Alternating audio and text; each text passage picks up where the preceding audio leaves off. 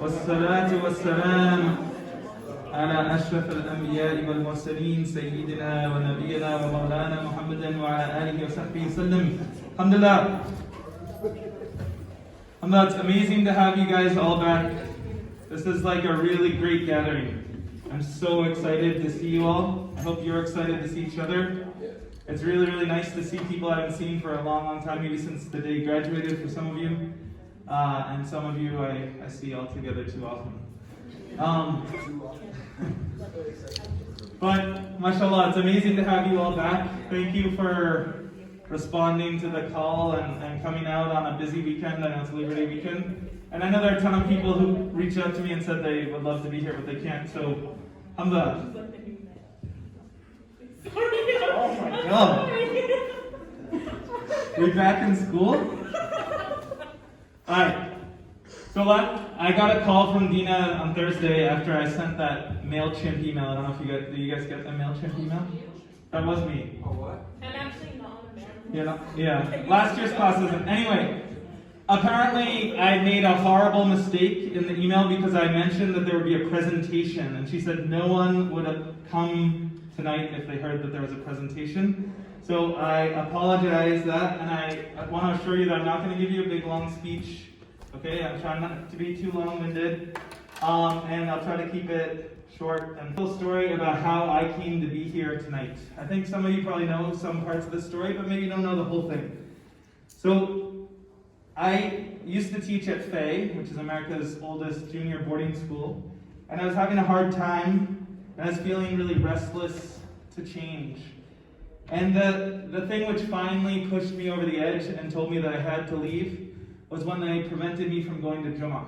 They didn't actually prevent me from going to Jummah. They said I could go to Jummah, but then I'd have to make up my class.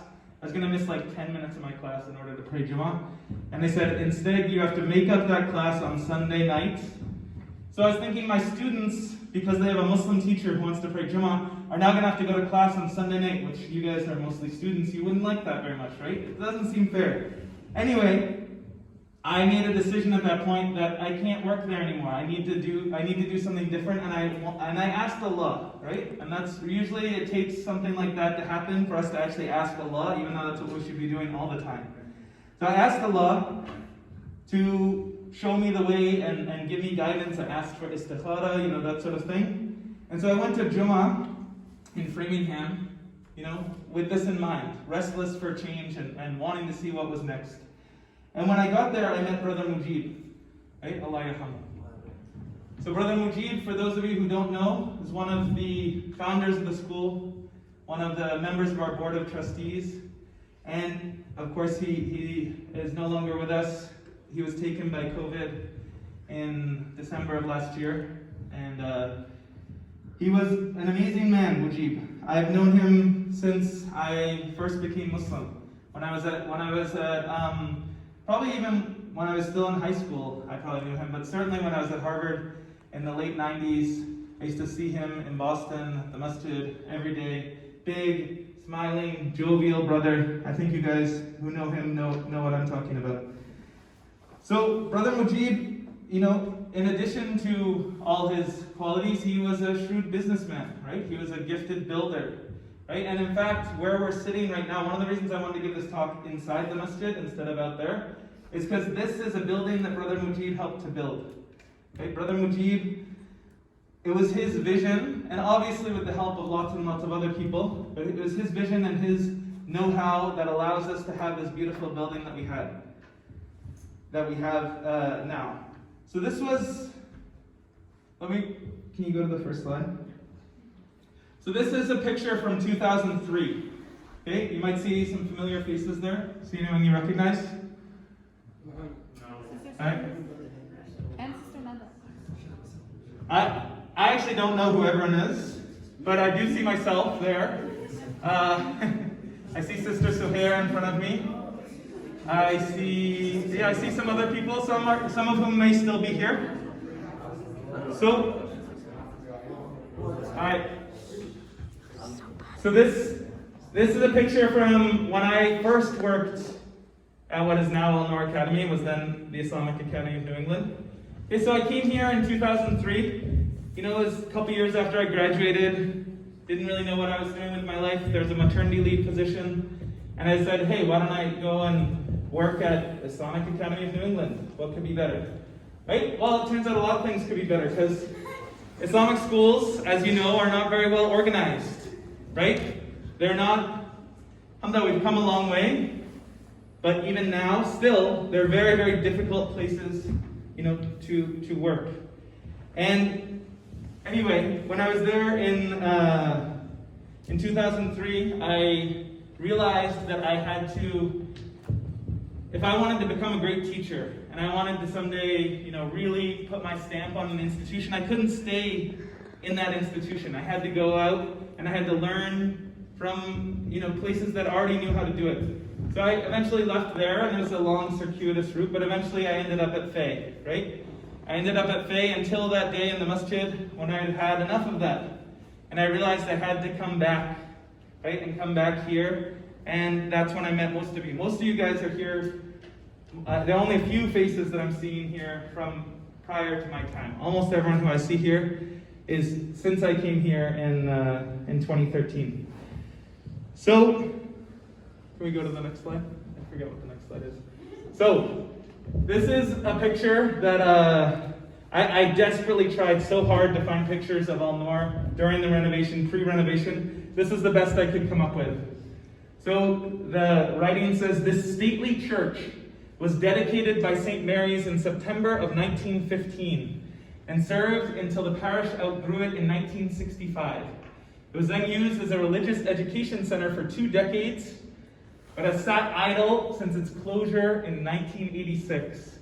The church has since sold the building, and it remains on Church Street in a sad state of disrepair. Okay, quite a last line. So that's what we got. That's what, mashallah, our board, and we have, mashallah, Brother Ghazwan is here. You were involved at this time, right? You've been here since the beginning, mashallah. So, and there may be other people. I see Kareem back there. You were in Quincy, right? Did you ever come to school here, or were you? Okay, so you made that transition. So you saw it firsthand. Okay? I have a video. I didn't actually put it in here because it's a little long and I thought it might be a little embarrassing, but of what Al-Noor looked like at Quincy. And I'm happy to share it with you as well, if I have permission. But in other words, Brother Mujib saw this building in the sad state of disrepair, right? And managed to turn it into this beautiful school that we've been in, right, for the last almost 20 years. Right? And that's, mashallah, quite a legacy. Inshallah, every good deed that ever happens in this place, inshallah, will be written in his book. Ameen. So, this other building, does anyone know what building that is? Does it not exist? I'm pretty sure it exists. Abdul Fattah sent me this picture yesterday from Chicago. That's where Dr. Abdul Fattah, the reason he's not here tonight is because he's in Chicago. This is a building called Dar as-Salam. Okay, Dar as-Salam. When Brother Mujib passed away, Allah yarhamu, this was what he was working on. He's a builder, and he'd been hired to build this building in Chicago, and he was putting on the finishing touches, and now it's a really amazing place. When I see pictures of it, and Abdul Fattah sent me some video, it looks like you're in the Middle East. It looks like you're in, I don't know, Abu Dhabi or some beautiful place, and that's right there in Chicago. So some of you might not know, some of you might have known that Brother Mujib was working on this project. Some of you might not know that he's working on another project. Next slide. Alright, this slide, as it says, is the Al-Noor campus. Right? So this is something our board, mashallah, does a lot more than we give them credit for. And they're thinking, they're sort of playing chess while we're playing checkers, right? And they know that this space is not enough for us. They know that having 2 campuses is nice for now, having a campus in Sharon and having a campus here. We're making do with that situation. But what if we had an Al-Noor Academy that was in one place, a K through 12 school? It has some dorms, it has sports fields, it has faculty housing, it It has all sorts of things, but it's still, this is just an initial drawing, right? This is just a thought. Now, obviously, Brother Mujib was working on this when he passed away, and I don't actually know the status of the project right now. I know that they're working very hard to get it to continue. But the point is, the vision is there, and that's the direction that we're going, so that we will become, the first pre-K through 12, well, we are already the first pre-K through 12 Islamic school, but we'll be the first one with, one campus and so on. And with the Children's Nurturing Center right next door, really we're providing cradle to college education for all of the people in New England. It's a pretty big deal, right? I know it doesn't seem like a big deal because it's sort of a humble place and so on, but it's a big deal. Our student body this year, it's the largest it's ever been. We have 270 students. Okay, and I say that because you look at INE and you look at, or Al-Noor Sharon, and you look at Al-Noor Mansfield, both of our enrollments are up. And they're up because we did a really good job throughout the pandemic, right? What's up? About 115. So last year we were around 90, right? We graduated a huge class, many of whom are here, right? And now we added 25, right? There's a thirst for this if we can provide the service. Okay. I'm not sure what the next slide is, but maybe we should go to it. All right, yes. So just go back one, I'll get to there in a second. Okay, so let me get to the point. The message I'm trying to convey tonight is that I want everyone in this room to feel a sense of ownership over stewarding the school for the next 25 years. Okay, this is our 25th anniversary. Okay, the INE was founded in 1996. Okay, we're 25 years old. That's the first 25 years, mashallah. The board and our teachers and everything have put so much effort, and your parents have put so much effort and believed in the institution when it was so young, right? That was the first 25 years. I want to know what we in this room, what you in this room are going to do for the next 25 years. Okay? So to sort of use a more Olympic metaphor, it's time to start readying the baton to be passed to the next generation, right? And you guys are the next generation. So I have a tendency to go on for way too long, so I'm going to try to boil my message down to 3 main points. Okay, first of all, what we've accomplished so far as a school is nothing short of remarkable. Second, the proof that we're on to something big is sitting in this room right now. And third, we need you and your help to get us to the next level. So first, what we've accomplished as a school is nothing short of remarkable. If you came up with this business plan, many of you are probably studying business and so on. If you came up with the business plan, it's insane what we're trying to do here. It's like this quixotic vision tilting at windmills of trying to found a school where we're going to educate and train future Muslim leaders for less than $7,000 per student, okay, on average in terms of what we actually get. We're going to recruit world-class faculty, and I think those of you who went here know that there are fantastic teachers here, and then we're going to pay them a fraction of what they could get on the open market, right? And they're going to stay for years and years and years. Sister Sarah's here, she's been here since the very beginning, right? Think of how much opportunity costs every single person who's ever worked here has left on the table in order to educate you and inshallah your children. Then we're going to try to light the pilot light of Islam in the hearts of this young generation who are going off into a crazy world where shaitan is constantly nipping at their ankles. And obviously that's the most important thing we do here, right? And what I always tell people about Al-Noor is, despite any of our flaws, our graduates graduate with a sense of pride in their Islam, in their deen. They love their deen. I'm not saying we're all perfect. I'm not saying we don't fall down, we don't make mistakes. But ultimately, when they become adults, they want to have Islam to continue to be a part of their lives. And that's not a small thing, and that's not the case. That's simply not the case with many Muslims living today, and I think you all know that.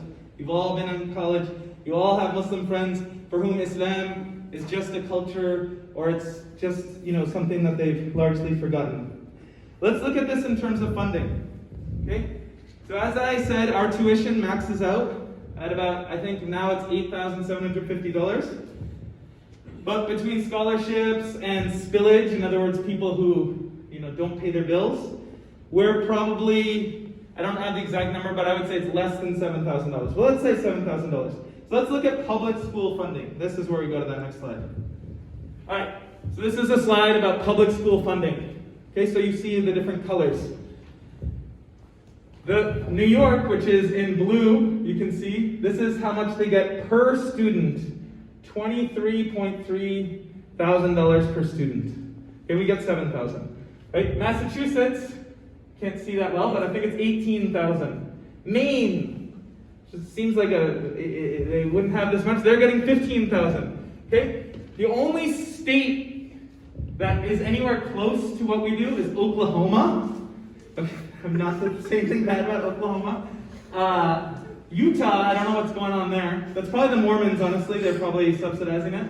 I don't mean that in a bad way. Wow. Like, mashallah, that's good that they're doing that. But seriously, what we're doing is ridiculous. Look at the Northeast. Look at the color on the map. Those are all the high ones. Everything in blue is like 16,000, 18,000 or higher. We're doing what we do for $7,000 per student. It's insane. It's impossible. Okay, so that's public schools. You can say, okay, they get state funding. Of course, they're going to get more money. Let's look at parochial schools. Other parochial schools. So this one, this is the niche rankings.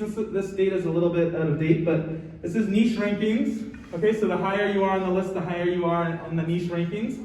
So of all the public schools, parochial schools in New England, you see St. John's Prep is the top one, with a tuition somewhere between $20,000 and $25,000. Number 2 on the list, at least again when this data was there, and it might even be better now, is Al-Noor Academy. And you can see from that with our tuition how it stacks up to all the other parochial schools.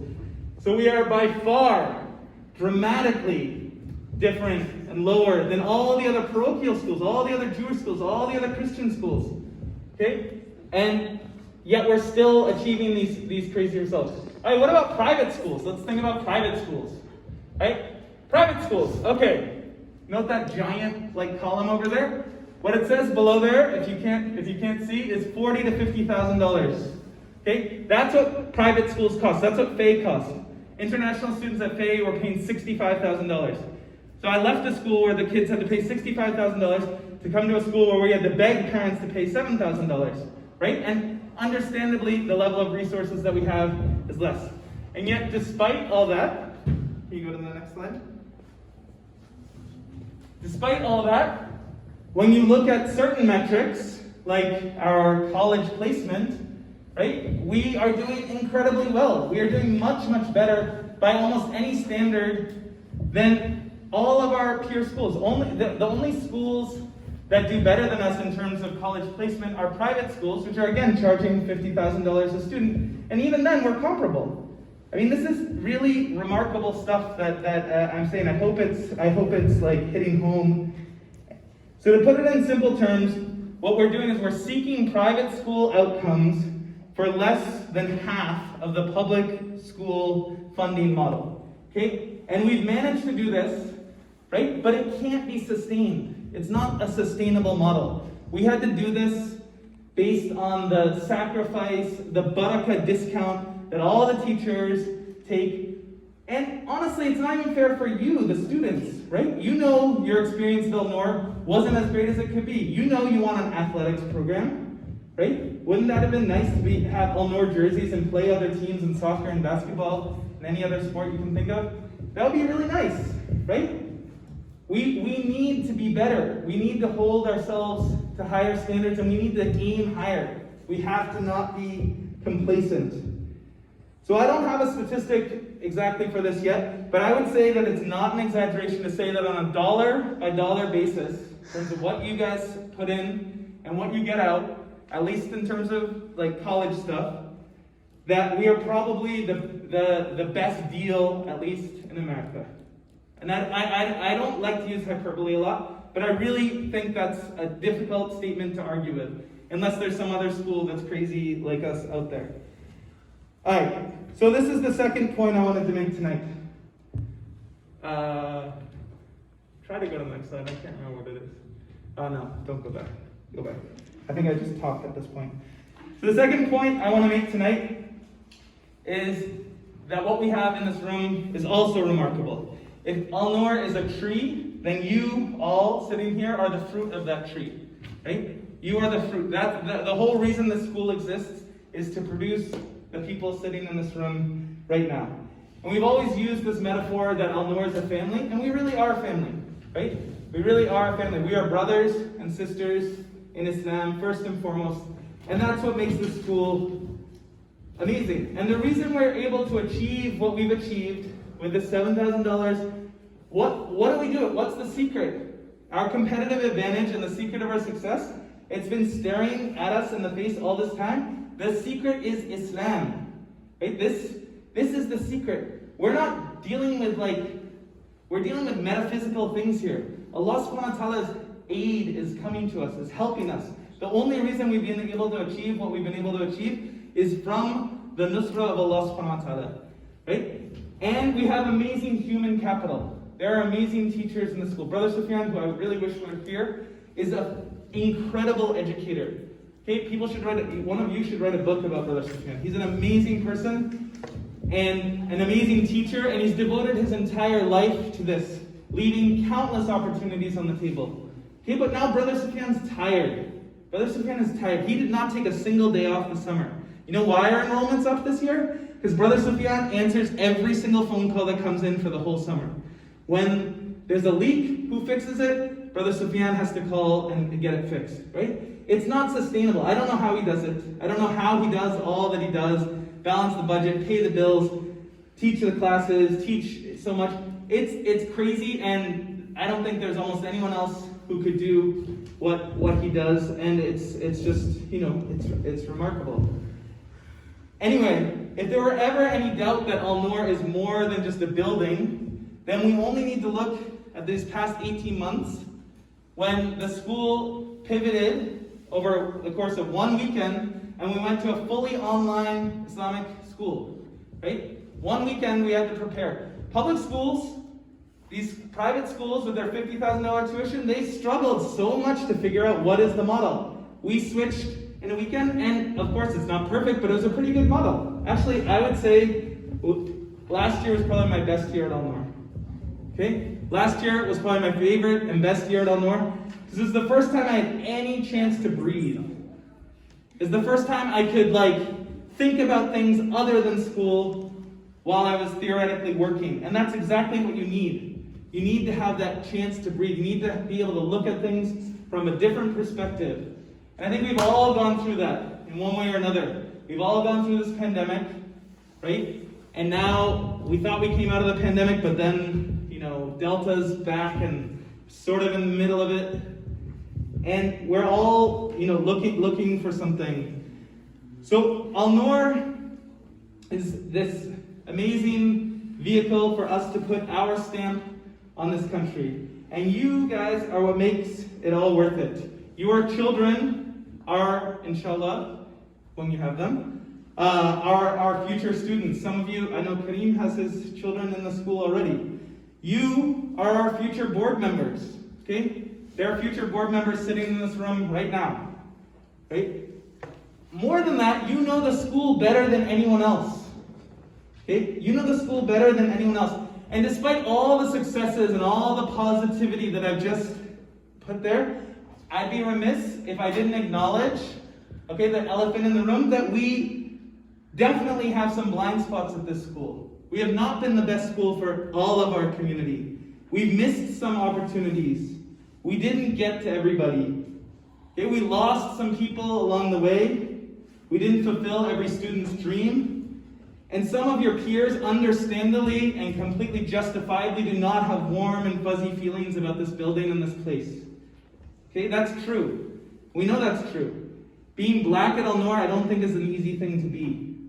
Okay? I can't say, but students have confided in me, and I know it happened at St. Mark's as well. St. Mark's, it's been a real reckoning with race, and I don't think we've had that reckoning here properly yet. And there are a lot of other issues, systemic issues. But who's going to fix these things? Is it going to be us, like who are in the middle of it? Or is it going to be you who actually experienced it and have ideas and have fresh perspectives? So this brings us to our third and final point. What are we going to do about all of this? So we're all understandably, inshallah, proud of our past. We came from this tiny little school in Quincy, moved here to Al-Noor, we've achieved all that we've achieved, right? But what are we going to do about the future? So whenever I'm stuck, I try to turn to Islam for inspiration. And we have in Islam, and in the story of Islam, we have a great model. So I see these last 25 years, these first 25 years, this has been the Makki period of our history. This is the Makki period. And in the Makki period, as Brother Sufyan, I'm sure, taught you and you've learned all your life, you're working on your iman, right? You're working on your amal, right? You're not trying to build an Islamic state. You're not trying to build an Islamic society. You're trying to build Muslims themselves. And that's really what we've been doing this whole time.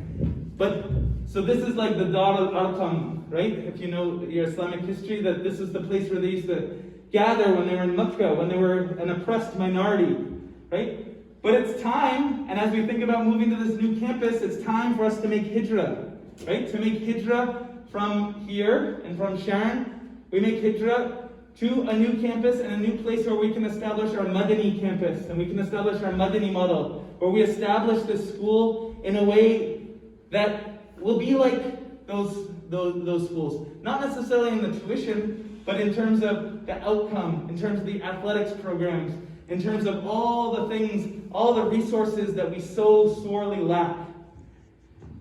So I want there to be something tangible for you guys to take away from this event, right? Talk is cheap, and we need to walk that talk. So I'm telling you now that we need your help. Okay, this is not the time I'm going to ask you to open up your checkbooks if that's what you're afraid of. Okay? Because I'm not going to lie, that would be nice, right? If any of you, mashallah, are doing well, then please consider supporting the school. Okay, but that's not the purpose of this gathering. Okay?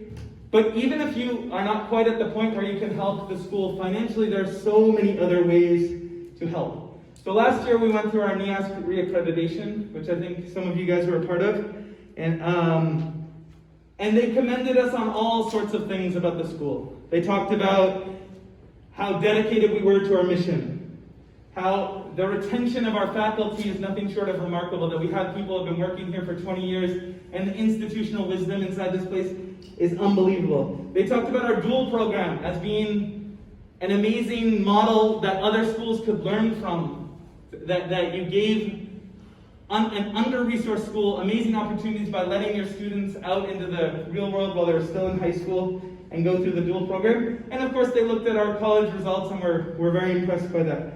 But they did have 5 major recommendations. Can you go to the next slide? So as I read through these, I want you to ask yourself one simple question. Which of these tasks can I help with? Okay, I think there's something up here that you guys can figure out how you can help the school with it. And that's what I'm asking for you. Which of these tasks can I help with? Which of these tasks have I been uniquely well prepared for while I was here at Al-Noor, during college, maybe in the workforce, to help with? So here are the recommendations. So the major recommendation number 1, visiting committee recommends that the school take adequate measures to address the health and safety recommendations put in place. That had a lot to do with COVID and trying to make sure that we don't have a nurse, for example. We don't have an infirmary. We don't have a lot of things like that. That one certainly you can help with, maybe not as much as some of the others. The visiting committee recommends that the Board of Trustees actively engage in recruiting more members who are representative of the community's diversity and various areas of professional expertise. Okay? This is a big one. Our board has done a tremendous amount, right? But ultimately, our board, especially with the loss of Brother Mujib, has become a little bit homogenized, right? We have And this is not in any way, I'm not saying anything bad about the board, but the reality is we have 4 male Arab doctors on our board. That's it, right? We don't have any females on our board. We don't have any Daisies on our board. We don't have any people of color on our board, right? We don't have any educators on our board. We don't have any lawyers on our board. We don't have anyone with all these other areas of expertise on our board, and that's something we need. Maybe someday that can be you. The visiting committee recommends that ANA invest in a comprehensive fund development plan to identify varied sources of philanthropic revenue, in addition to their current event-based efforts. What that's saying is we need to have a plan to bring the resources in, right? And one of the things that I'm trying to take on this year, since I don't have enough on my plate, is I've told them that I would like to serve as the development director. Okay, the person who's in charge of trying to bring money into the school. And I took a fundraising class this summer, and I'm trying to do it, and I've told them that I will devote 4 hours a week to this task of trying to help bring money to the school. The visiting committee suggests the school look into the benefits of hiring a full-time advancement professional to manage fund development efforts. Maybe if I'm successful enough, they can hire someone full-time to do that role, instead of someone who's also doing college placement, teaching English, running the dual program, and guidance counseling, moving all the tables and the chairs at every event that we ever have, and everything else that falls under the umbrella of, the guy who works at Al-Noor, right? Sorry, I'm not bitter. The visiting committee recommends that the teacher benefits package needs to be improved with higher salaries, more affordable health insurance, and most importantly, some form of 401k or pension plan. I think it should shock you that right now there's no 401k. Brother Sufyan, I don't know what he's actually doing, but through his profession, he's not saving for retirement. I don't know if you guys are working yet, but it's a pretty fundamental feature of what you do. You're saving money while you work so that at some point down the road, you can finally take a break, right? And right now, that's just not part of our program. There are plans in place, and it's not like this won't happen. But maybe some of you work in the financial services industry. Maybe some of you have ideas about how some of these things can happen. Okay? Certainly when it comes to the fundraising thing, in order for me to make my 4 hours work the best, I need your help. I want to reach out to you, not, again, to get you to give me money, but to get your ideas about how we can uncover some sources of income. And finally, the visiting committee strongly recommends that ANA begin a comprehensive strategic planning process as it looks to move to a one-campus reality. A strategic plan should include examination of long-term financial, facility, technology, enrollment, crisis, emergency, and advancement challenges and opportunity.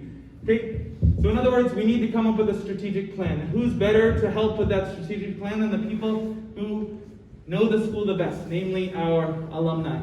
So Brother Sufyan talked about forming some sort of a taqweem committee, like a committee of different stakeholders who are interested in pushing the school forward. If this is something you think you'd like to be a part of, please reach out to me and we can get this started.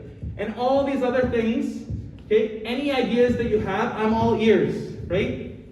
I'm at the point where I'm impatient for change, right? I need the school to change. If I want to continue to work here and devote my life to this place, I can't deal with incremental slow change. I want to get to our vision quickly. I don't want to just keep biding my time, keep kicking the can down the road, right? This is a pivot time in the country's history, post-pandemic, etc. This is the time for us to strike, right? This is the time for us to move forward. So, last slide, I think. So this is a story that ran in the Boston Globe back in 2003, right? That's me as a football player at St. Mark's. I look very dirty. That's not usually a good sign. That means you're probably getting trounced and like stood on at the bottom of the pile. We did lose that game, but nevertheless, this is a picture of me doing the call to prayer by the ocean at our house up in Maine, which I don't really do. It was very artificial. I don't really go down to the ocean to call the prayer, but they thought it would make for a good picture. For this crazy title, John Marshall McCormick Henshaw, which is my official legal name, Mahbub, which was my first Muslim name, a preppy wasp's conversion to Islam. Okay, so inside, by the way, this is the article that helped lead me to Sister Rahina, who's way back there. One of her friends read this article and said, your future husband was just profiled in the Boston Globe magazine. Right? And it turned out to be true. Right? This led to that, and now, alhamdulillah, 18 years, 17 years later. So, this is one line that struck me. She came to visit me. I was teaching at INE, that picture from 2003. I go to meet Henshaw at the school in Sharon where he is teaching social studies. The Islamic Academy of New England is tucked away on a former horse farm, surrounded by woods. I pull in next to a car with a bumper sticker that reads, the most excellent jihad is the one against the self. The school is cheerful. The walls are decorated with children's artwork, including colorful drawings of Arabic letters. A group of boys dressed in white shirts and long dark pants is playing basketball on an outdoor court. In the backyard, girls wearing headscarves and long skirts play softball. As we tour the mosque, Henshaw talks about one of his far-off dreams, which is to start a Muslim prep school modeled on St. Mark's but offering an Islamic environment. Okay? I wanted to put this here because this has been my dream for a very long time. This is 2003, and obviously I must have had that dream before 2003. Right? I've been thinking about an Islamic school on the pattern of St. Mark's, on the pattern of Exeter, of Andover, a really great Muslim prep school for many, many, many years. Okay? And I want Al-Noor to be that school. Okay? I used to think I was coming to Al-Noor to gain experience so that I could go off and found a school of my own. I've changed my thinking recently. I don't really want to start over from scratch. I don't want to have to go out and do everything. We have 25 years of wisdom here. Okay, so I really want this school to become that vision, right? And it can't become that vision because it's not my vision, it has to be our vision. It has to be a shared vision of the community that includes all the stakeholders, including our mentors and our board members and the people who founded this place. Everyone needs to be on board with this. Everyone needs to be pulling in the same direction. And that's really what I'm all about. So, last slide. So we are only constrained by the limits of our imagination and our willpower. I know that I'm all in for the future of Al-Noor. Who is with me? Yeah.